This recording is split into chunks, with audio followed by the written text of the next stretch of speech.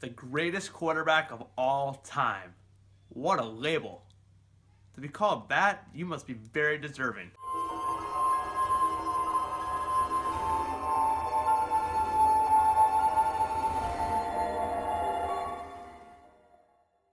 Now, to decide who's the greatest of all time, you have to first decide who is not the greatest of all time. The first guy that we can take off the list is Dan Marino. To be the greatest of all time, you have to be a winner, and Dan Marino never won a Super Bowl ring. Another guy that we can take off the list immediately is Brett Favre. He did get one Super Bowl ring and is without a doubt an all-time great, but due to wildly inconsistent play throughout his career, he's simply not the GOAT. Another guy I want to take off the list real quick is Terry Bradshaw. Yes, he's one of 3 quarterbacks ever, him, Montana, and Brady, that have 4 rings, but at the same time, if you look at the stats, they're just not there compared to the other all-time greats. And also, it's widely agreed that it's the defense that won those 4 rings. Another 3 guys you can cross off real quick are Brees, Young, and Elway. Brees, yes, he has a ring, he's put up crazy numbers, but honestly, the last couple years of his career have just simply been forgettable. And Steve Young, yes, one of the greatest ever, but come on, how could he be the greatest of all time when he wasn't even the greatest in the history of his team? Now with Elway, the regular season stats are there. But when we're talking about legends and all-time greats, we don't look at the regular season, we look at the playoffs. But not only the playoffs, the Super Bowl. And in the Super Bowl, he was basically embarrassing, with 8 interceptions and a total of 3 touchdown passes in 5 trips. Now another name that a lot of people like to throw out is Peyton Manning. Yes, he's a 2-time champion with a stat-packed career, but at the same time, he got embarrassed when him and his Broncos went down 43-8 in Super Bowl 48.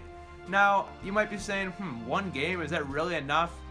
It is. I mean, if you're the greatest of all time, you do not get embarrassed in the Super Bowl. You simply do not. So now we've taken away Marino, Manning, Favre, Bradshaw, Young, Elway, and Brees. Who are we left with?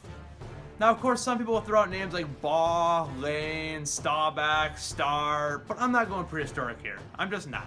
I'm not going to end this video by saying, and that's why Sonny Jurgensen is the greatest of all time. It's not going to do it. Now, at this point, to most football fans, it might seem pretty obvious where I'm going. But for those of you who don't know where I'm going, it's time to compare Joe Montana to Tom Brady. Now, accomplishment-wise, it's pretty similar. Both have 4 Super Bowl rings, 3 Super Bowl MVPs, 2 regular season MVPs. They both even have 1 college national championship apiece. So you might think it's too close to call. But is it? When you break down the stats, it's pretty clear to see who the better quarterback is. Don't believe me? Let's look at the stats. So Joe Montana, he's got over 40,000 career passing yards. It's pretty good, right? Greatest of all time status. Oh, that's cool, because Tom Brady's got 58,000. Let's look at touchdown passes. Joe's got 273. How many does Brady have? 434. Let's look at completion percentage. Montana's got a career completion percentage of 63.2, while Brady's got one of 63.7. Joe's got a record of 117 and 147. Brady's got a record of 174 and 51. Last but not least, let's look at career quarterback rating.